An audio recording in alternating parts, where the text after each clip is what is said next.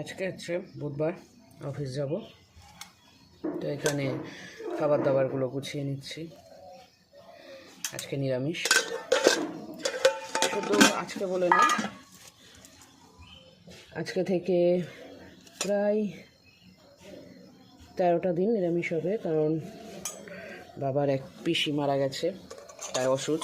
আমার ক্ষেত্রে আমি বুঝতে পারি না আমার ওষুধ হবে কি হবে না, আমার ওষুধ হয় কি হয় না, সেটা আমি বুঝে পাই না।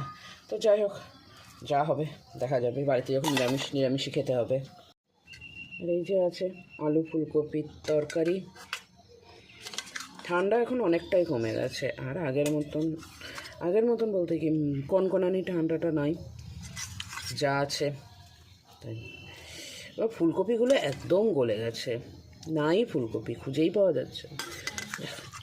একটা পেয়েছি, দেখো, এই ঠিক আছে। না, ওটা জোড়া ছিল, এই ঠিক আছে। আর সাথে আছে এখানে একটা মিক্সচার ভাজা। মিক্সচার ভাজা বলতে এটার মধ্যে আছে আলু, শিম, এই যে শিম, এটাকে দেখে আমি প্রথমে পেঁয়াজ কলি ভেবেছিলাম, যে মা বললো পেঁয়াজ কলি খাবো, এখন তো নিরামিষ চলছে, পেঁয়াজ কলি হবে না।